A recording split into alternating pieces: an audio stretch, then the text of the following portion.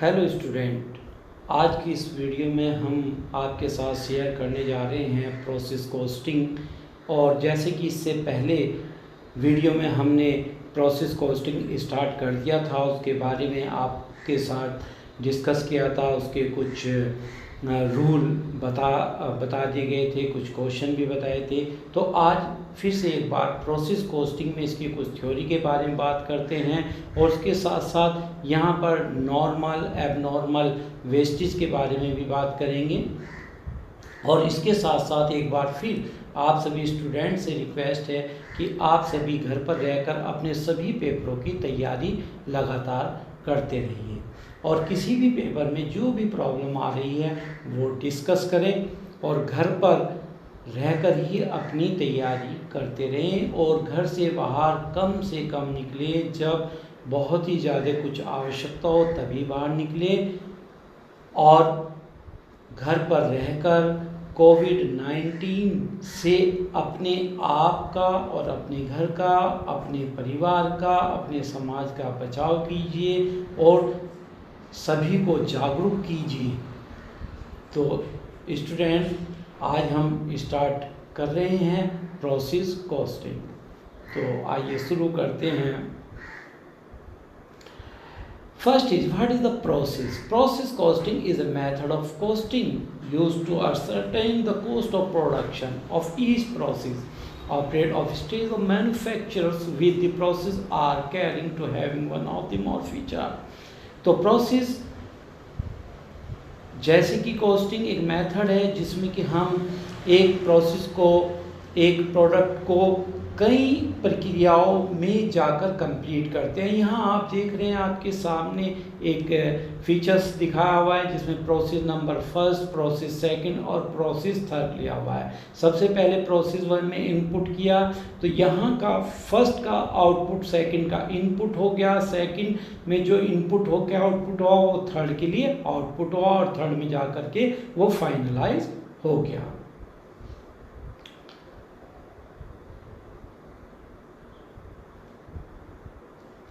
And now, advantages of process costing. The following are the main advantages of process. Mainly, it is simple and less expensive to find out the process cost.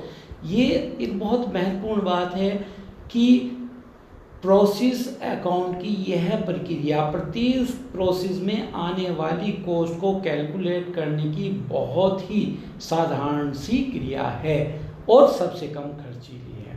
It is possible to have managed control by the evaluating the performance of each process, और इसके द्वारा प्रत्येक process की performance को भी जाना जा सकता है कि किस प्रोसेस पे परफॉर्मेंस कैसी है। और it is easy to allocate the expenses to process in the order to have accurate cost, और यहाँ पर खर्चों को allocate किया जा सकता है in order to have accurate cost per. And now the disadvantages of process costing. The following are the main disadvantages of process costing. First, cost obtained at the end of the accounting period are only the historical value and are not very useful for effective control. ये भी बात अपने आप में सही है। It's a historical value. Valuation of work in progress is generally done of estimate basis which introduce future income in the total cost. And third is where different product arise and the same process, it is not possible to exactly ascertain the total cost of the product. There are three simple disadvantages of the process. Next is here is a format of process. यहाँ आपके सामने है, here is a process first, process second and process third. And here is the cost of process first. First is the material, labor, other expenses. ये first process की cost आप देख रहे हैं। सेकंड में जब जा रही है तो सेकंड में पहले आएगी प्रोसेस फर्स्ट की कॉस्ट, मटेरियल जैसे कि यहाँ दिखाया जा रहा है, ये प्रोसेस फर्स्ट की कॉस्ट आ गई, मटेरियल, लेबर, अदर एक्सपेंसेस। अब ये जब थर्ड में जा रही है तो थर्ड में आप देख रहे प्रोसेस सेकंड की कॉस्ट आई है, material, labour and other expenses. It's called be finish good. Next is, here is the format of accounts: process first, process second, and the same is process third and process third and finish stock etc. is the process first account. यहाँ format में देख रहे हैं quantity और amount. Quantity amount का column है और पहले कॉलम में आप देख रहे हैं टू मटेरियल यूनिट्स जो डाली गई है, इसको हम वाइड करके देखते हैं। To material input first column में राइट किया हुआ है यूनिट के लिए, फिर amount, direct wages and other expenses. और यदि आप इसमें देखेंगे तो यहाँ पर दिखाई देगा by normal losses, by abnormal losses, by next process, और यहाँ पर ये कॉस्ट कवर हो गया प्रोसेस सेकंड में चली जाएगी। अब प्रोसेस सेकंड को यदि हम देखते हैं तो टू प्रोसेस फर्स्ट से आ जाएगी क्वांटिटी और अमाउंट। टू एडिशनल मटेरियल यदि यूज़ किया गया है यूनिट्स और उसके amount, direct expenses, other expenses. और आप देख रहे हैं by normal loss if any, quantity and amount, by normal loss, quantity and amount, and find out the finished good. Next,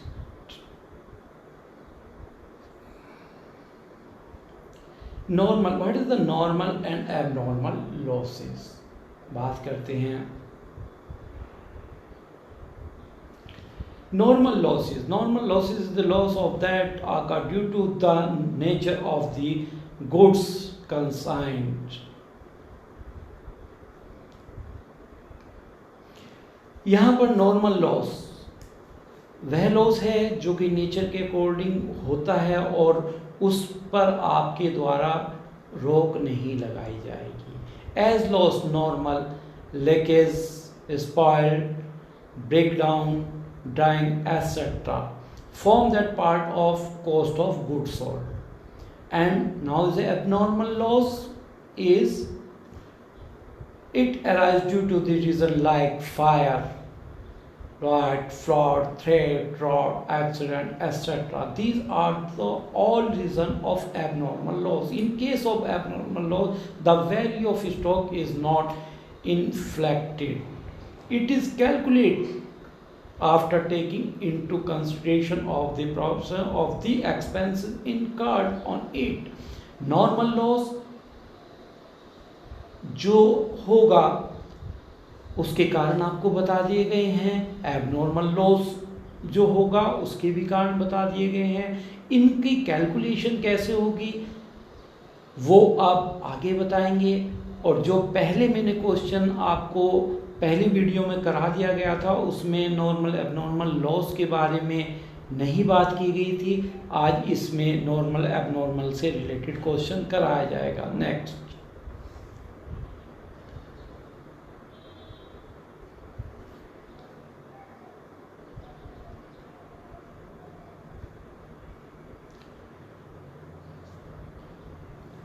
abnormal gain. Abnormal gain arises because the abnormal effective is the use of raw material of efficiency in performance, so it is known as abnormal effective. Abnormal gain reduce the normal loss quantity, so it's come in the form of profit to the industries. What is the especially abnormal gain? जैसे कि abnormal gain जो normal loss का आप अनुमान लगा रहे हैं, यदि नॉर्मल लॉस उससे कम रहता है तो हमारे अच्छे कार्य की एफिशिएंसी के कारण, तो जो नॉर्मल लॉस का अनुमान लगाया गया था वो यदि उससे कम होता है तो वो एबनॉर्मल गेन की कैटेगरी में आता है।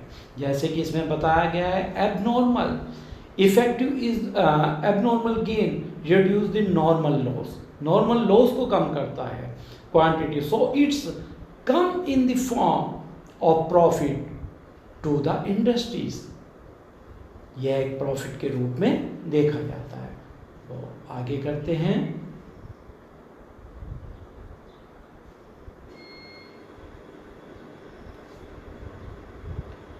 अब आगे एक न्यूमेरिकल आपके सामने करते हैं अभी।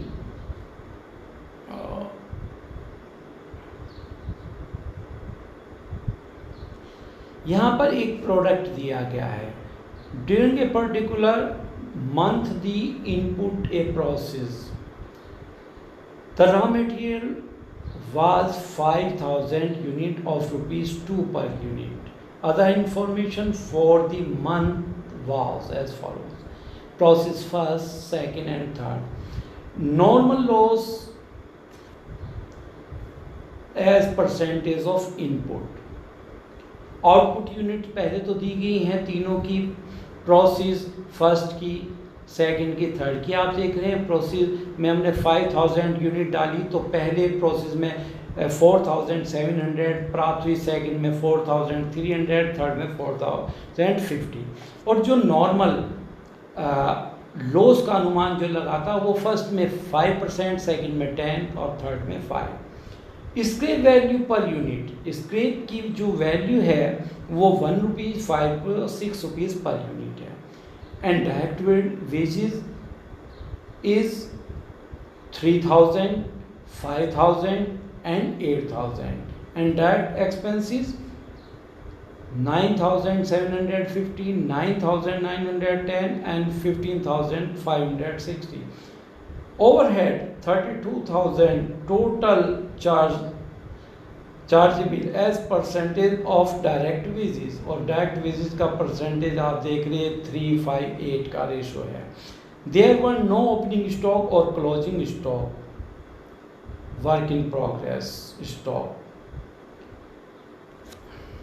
And three process and finish stock account with the detail of abnormal loss and gain applicable। तो आइए इस क्वेश्चन को शुरू करते हैं, जिसमें कि देखो पहले जो क्वेश्चन कराया था उस क्वेश्चन में एबनॉर्मल लॉस और नॉर्मल लॉस की बात नहीं थी। वो सिंपल क्वेश्चन पहली वीडियो में करा चुका हूँ, इसमें नॉर्मल एबनॉर्मल लॉसेस की बात है। तो देखते हैं क्वेश्चन।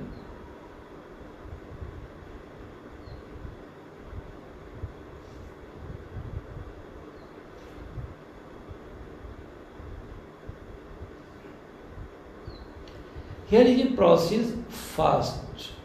तो शुरू करते हैं प्रोसेस फर्स्ट। तो देखिए सबसे पहले 5000 स्टॉक ऑफ रॉ मटेरियल हमने यूज़ किया, 5000 यूनिट एट द रेट 2 रुपये पर यूनिट 10,000। डायरेक्ट वेजेस हमने यहाँ पर प्रयोग कर ली हैं 3000, डायरेक्ट एक्सपेंसेस 9750 और ओवरहेड एक्सपेंसेस। जैसे कि हमने कहा था ओवरहेड एक्सपेंसेस हमारे जो हैं टोटल 32,000 है, और मल्टीप्लाई 3 डिवाइड बाय 16,000। इन्होंने पूरे रेशो जो है 3/16 भी आप ले सकते हैं। तो यहाँ पर ये 6000 आ गए, और यह is a normal loss is 5% जैसे कि दिया गया था। तो 5% नॉर्मल लॉसेस 250 हो गया, और ये सेल इसकी एट द रेट 1 रुपीज़, तो 250 रुपीज़ अमाउंट में आ गया। अब बात करते हैं कि इसके अकॉर्डिंग हमारा जो प्रोडक्शन होना चाहिए वो 4750 होना चाहिए, लेकिन प्रोसेस सेकंड के लिए प्रोसेस फर्स्ट का फिनिश गुड जो हुआ है वो 4700 हुआ है। तो that's mean 50 is a abnormal loss. और एबनॉर्मल लॉस की ये वैल्यू कैसे निकालेंगे, इसके लिए आप देखिए टोटल कॉस्ट यहाँ 28,750 आपके सामने आ गई है। 28,750 में से आप माइनस कर दीजिए 250 रुपीज़, माइनस 250 लेस किया तो ये 28,500 कॉस्ट आ गई हमारी 4,750 यूनिट की। डिवाइड कीजिए 4,750 और मल्टीप्लाई कीजिए 50, तो ये मल्टीप्लाई 50 तो यहाँ पर 300 रुपये यूनिट 300 रुपये कॉस्ट आ गई। Eight the rate per unit is 6 रुपी। तो यहाँ इस प्रकार से एबनॉर्मल लॉस की वैल्यू निकाल ली गई है। अब ये प्रोसेस सेकंड में हम ट्रांसफ़र करते हैं, तो देखते हैं प्रोसेस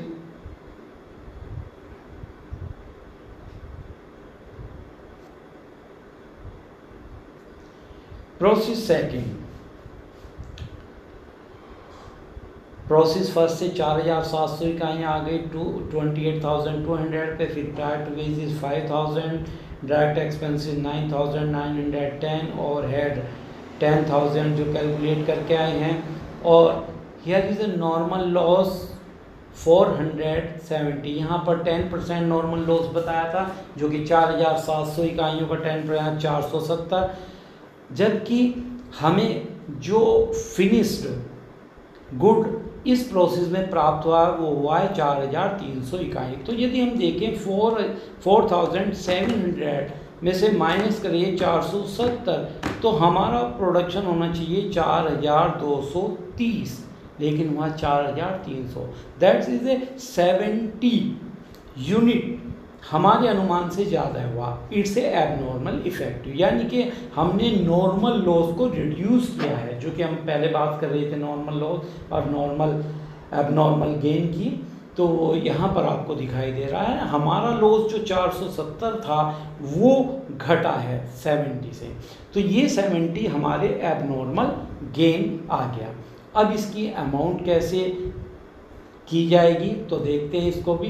पहले आप ले लीजिए 28,200, 5,000 प्लस 9,910 और 10,000, टोटल अमाउंट आपकी 53,110 आ गई। इसमें से आप लेस कर दीजिएगा 2,350। तो ये जो अमाउंट बचा है हमारा 50,760 रुपीज़ बचता है। और ये कितनी यूनिट्स का होना चाहिए 4,700 माइनस 470, ये होना चाहिए 4,230 यूनिट का। तो ये अमाउंट 50,760 को आप डिवाइडेड कीजिए 4230 से, तो यहाँ पर at the rate 12 rupees per unit आ गई। तो एबनॉर्मल गेन की वैल्यू इस 12 से मल्टीप्लाई 70 को कीजिए तो यहाँ पर ये 840 आ गया। अब इनका टोटल की इसके करके प्रोसेस थर्ड के लिए आप रखिए।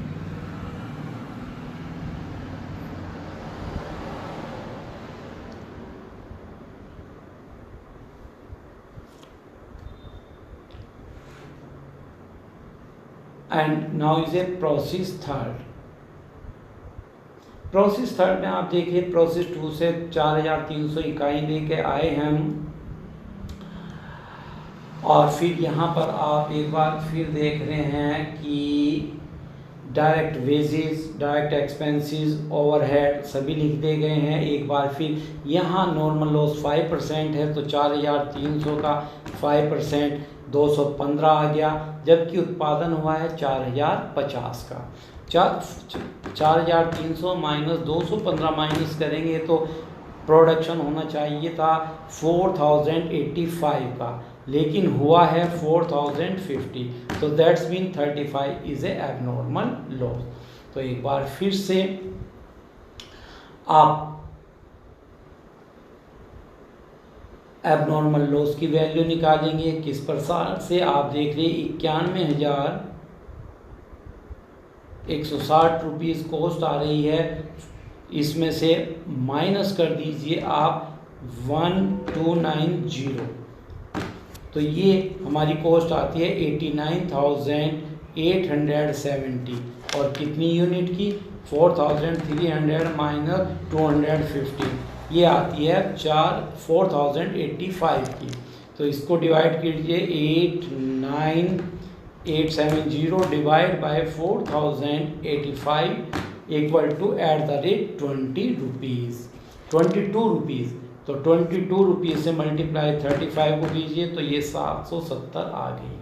अब इसका टोटल कीजिए और बैलेंसिंग फिगर में आपका ये फिनिश स्टॉक से आ रहा है। अब आपको मैं कैलकुलेशन भी दिखा देता हूँ, ये बाद में की गई है कैलकुलेशन। यहाँ पर आप देखिए वर्किंग नोट में ये प्रोसेस फर्स्ट, प्रोसेस सेकंड और प्रोसेस थर्ड तीनों का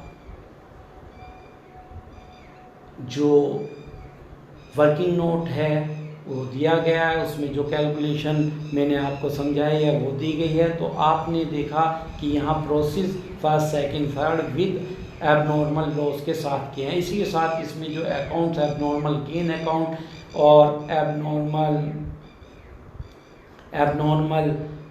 नॉर्मल लॉस और एबनॉर्मल लॉस अकाउंट बनाया गया है। उसको प्रोसेस अकाउंट से उनकी पोस्टिंग करके देखिए। अगर कोई प्रॉब्लम आती है तो इसके बारे में डिस्कस करेंगे।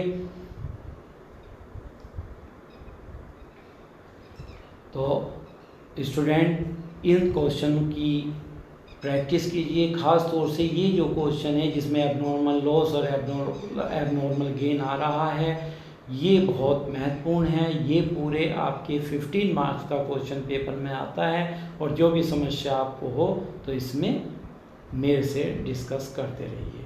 Okay students, okay thank you students.